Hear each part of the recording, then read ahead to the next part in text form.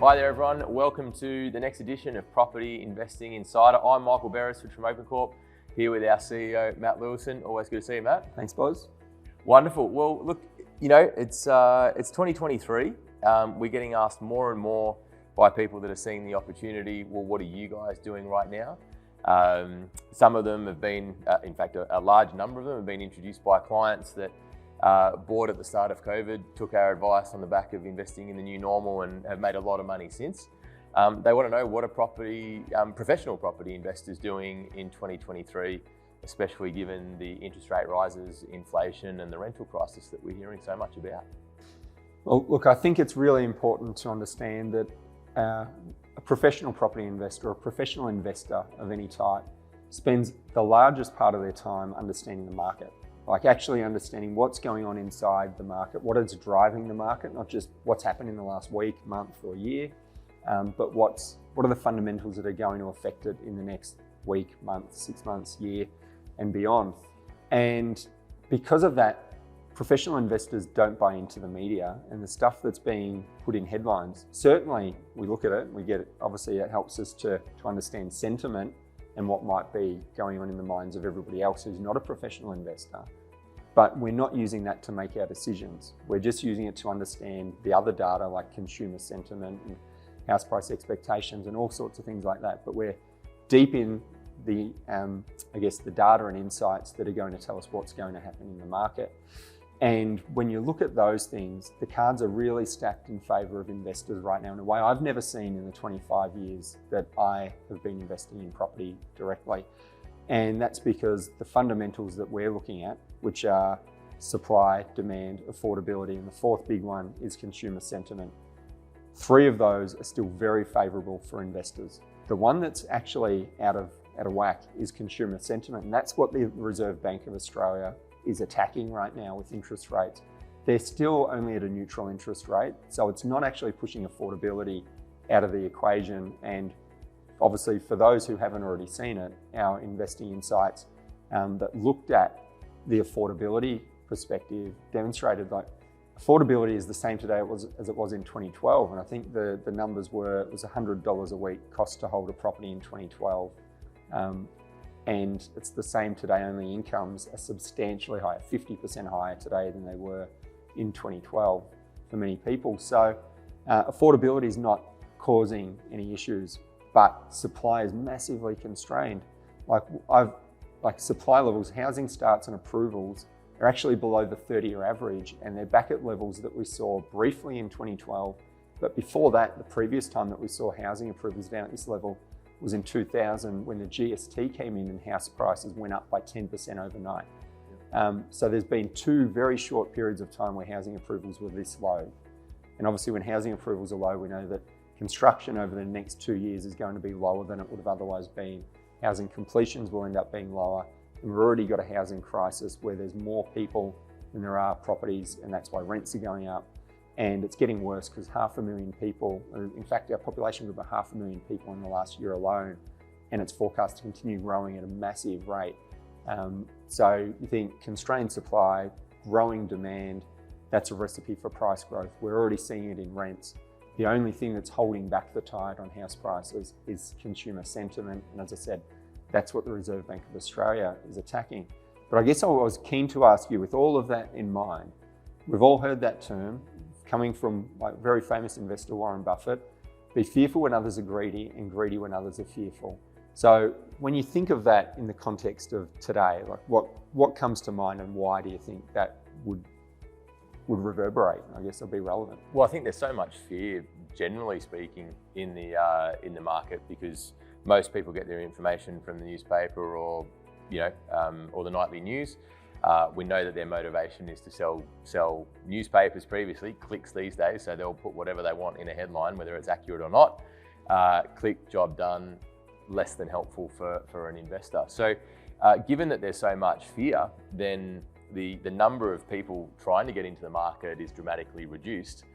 When you've got less competition, that is a great time to be, hey, give me a piece of this, right? Because if your motivation to invest shouldn't be changing on a day or a week or a month if you're setting a long-term plan to deliver a financial outcome that you're after in the long term, then you're on that journey and you're kind of saying, well, how do I get in when fewer people are around? The majority of people obviously wait until they feel comfortable. Comfort as a human comes from following the herd. If everyone else is getting in, then all you're going to be doing is paying more. So the smart people are getting in earlier and then riding that wave. You know, the things that immediately kind of come to mind when you were talking were just around the GFC. I know my parents had property in Queensland around then, and don't remember the specifics, but I remember GST and 10% being a topic for discussion around what would the impact be on property investment, because they were fairly early on in their journey back then. And you know, with the properties that they had in Queensland, the median house price more than doubled between 2001 and 2004. As you know, I was kind of keen to really get in. I bought my first investment in 2003 in Perth because of exactly those same fundamentals. There was a massive migration push into Perth. The vacancy rate was really low. The property was paying for itself day one.